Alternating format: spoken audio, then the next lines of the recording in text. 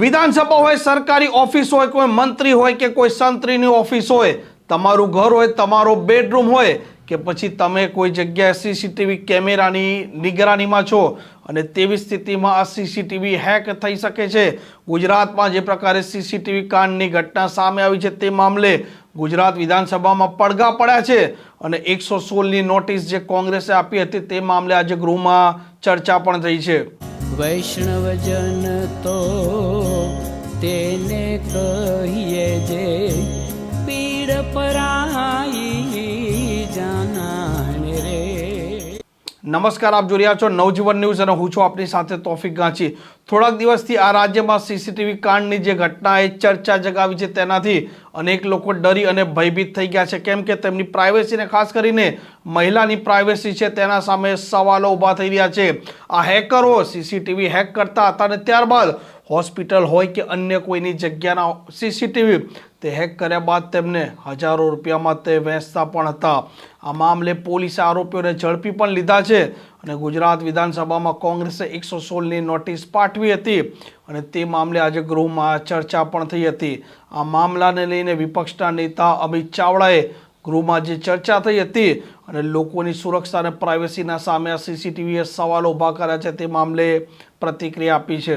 ગુજરાતના એક એક પરિવારને સ્પર્શતો ખૂબ જ ગંભીર પ્રશ્ન અને જે બનાવ હમણાં જ રાજકોટમાં બન્યો કે દવાખાનાના ડૉક્ટર દ્વારા જે દર્દીની તપાસનો જે ભાગ છે, જે રૂમ છે, એના સીસીટીવી ફૂટેજ લીક થાય, સોશિયલ મીડિયા પ્લેટફોર્મ પર એને અપલોડ કરવામાં આવે, 500 રૂપિયાથી લઈને 2000 રૂપિયામાં આ ખાનગી માહિતી જે કહેવાય, જે સીસીટીવી ફૂટેજ કહેવાય, એને સોશિયલ મીડિયામાં વેચવામાં આવે અને એવી ગંભીર બાબતનો મુદ્દો લઈ અને કોંગ્રેસ પક્ષ તરફથી વિધાનસભાના નિયમ 116 અંતર્ગત આ મુદ્દાની ચર્ચા કરવામાં આવી છે।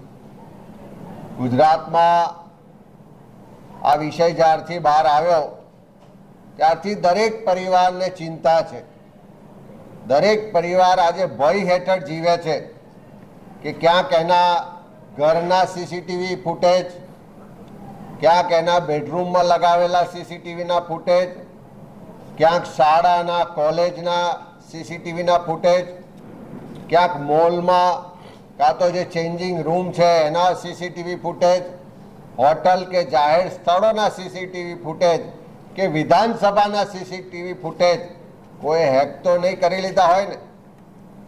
કોઈ એમની પ્રાઇવેટ જે ખાનગી માહિતી છે, જે દિનચર્યા છે, એને સોશિયલ મીડિયા પર વેચી તો નહીં દે ને?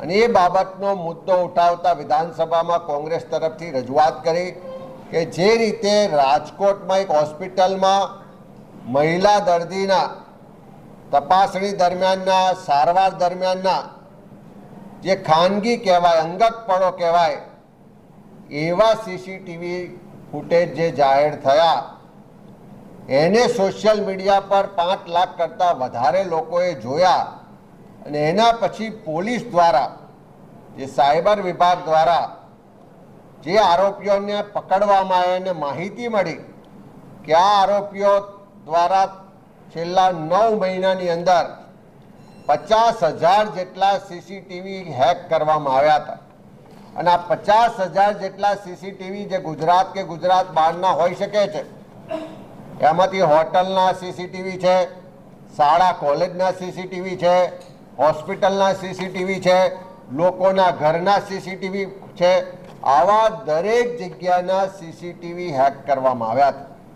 અમે સરકાર પાસે માગણી કરી છે કે આજે ગુજરાતનો એક એક પરિવાર ભયમાં જીવે છે, એક એક પરિવારને પોતાની અંગત, પોતાના કુટુંબની ખાનગી માહિતીઓ જાહેર થવાની ચિંતા છે, ત્યારે સરકાર આ ગુજરાતના લોકોને આશ્વસ્ત કરે। પણ દુઃખ સાથે કહેવું પડે કે ડબલ એન્જિનની સરકાર છે।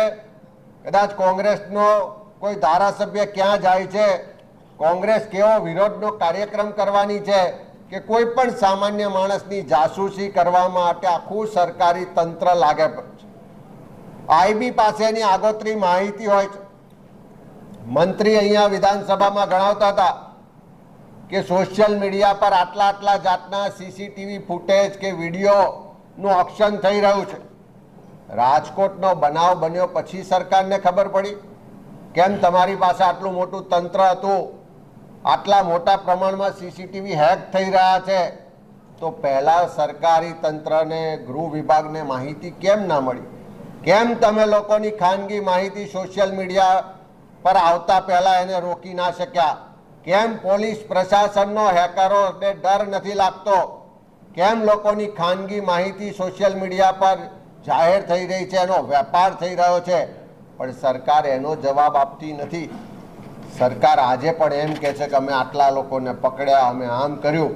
અમે સરકાર પાસે ખાતરી માગી છે કે આવનારા દિવસોમાં કોઈના પણ જીવનની ખાનગી માહિતી, કોઈ પણ સીસીટીવી ફૂટેજ હોય કે કોઈનો પણ મોબાઈલ કે કોમ્પ્યુટર હેક કરી અને જે ખાનગી માહિતીઓનો વેપાર કરવાનું એક વ્યવસ્થિત ષડયંત્ર ચાલે છે, લોકોની આબરૂ લેવાનું એક વ્યવસ્થિત ષડયંત્ર ચાલે છે, એને રોકવા માટે સરકાર આગળ આવે, ગુજરાતના લોકોને આશ્વસ્ત કરે કે કોઈની પણ ખાનગી માહિતી ભવિષ્યમાં આવી રીતે જાહેરમાં નહીં વેચાય, એવી માગણી સાથે 116ના નિયમ મુજબ ચર્ચા કરી છે.